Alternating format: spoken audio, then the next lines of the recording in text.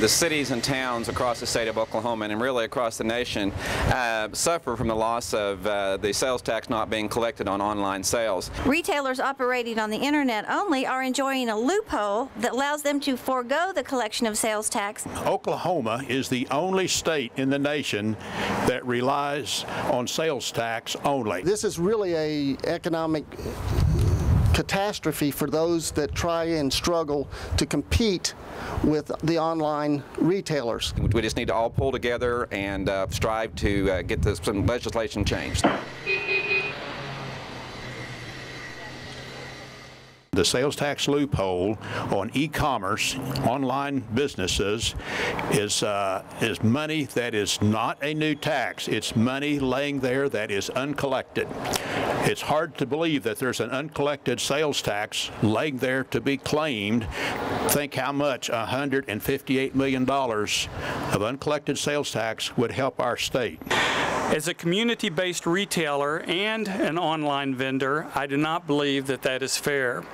I believe in e-fairness legislation that will subject all online sales to the same sales tax collections as brick-and-mortar stores. Brick-and-mortar retailers provide thousands of jobs and millions in revenue to Oklahoma. We must ensure that all businesses are competing on a level playing field. Online-only retail companies, such as Amazon and Overstock, are playing under really a different set of rules. A loophole in the law allows them to avoid collecting and remitting these taxes. This has allowed them to essentially offer customers goods that are priced less expensively than what could be purchased in a physical location. This gives them an unfair and artificial competitive advantage of nearly 10% over other retailers who operate e-commerce sites in addition to their brick-and-mortar stores. Cities and towns in Oklahoma were very unique because we do not receive ad valorem for general operations. So it makes our cities and towns overly dependent on sales tax.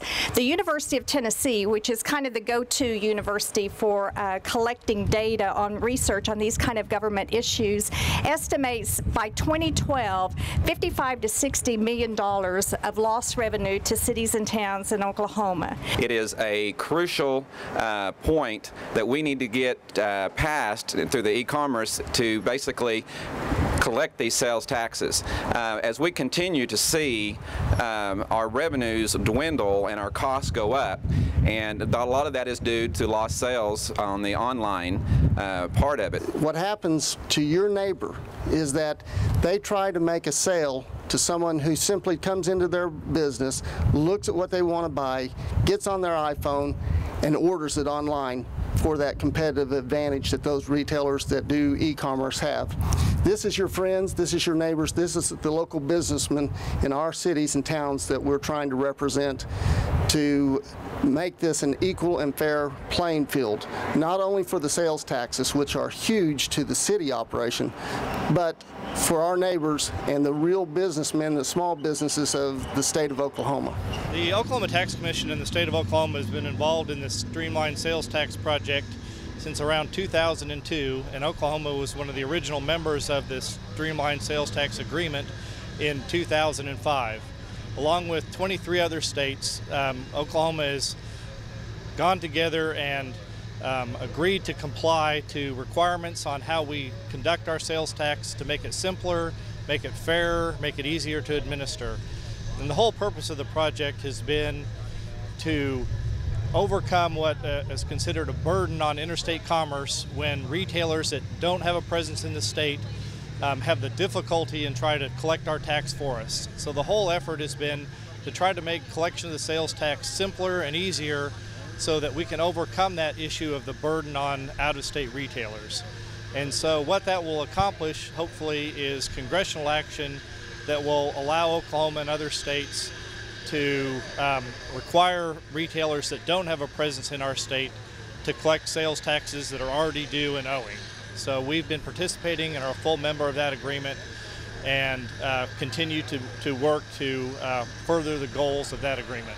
Oklahoma is the only state in the nation that does not get ad valorem tax money revenue. Oklahomans depend solely on sales tax to operate their cities and towns. And e-commerce is a business just like any brick and mortar store down Main Street or Grand Avenue. And everybody else, all the brick and mortar businesses, pay their fair share of sales tax. They collect it from the customers, remit it to the state every month. So it's only fair and equitable to have a level playing field, and any e-commerce should pay sales tax. The fact that it was ordered over the internet or through the mail should not exempt them from sales tax. It's just good business practice.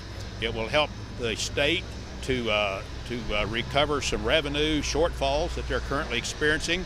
And this is money that's out there. It's not a new tax at all. It's a tax that is uncollected. We have a regional agenda that's called One Voice, in which many suburban areas, along with Tulsa, along with counties, and a lot of different stakeholders get together every year and vote in our regional agenda, which is called One Voice.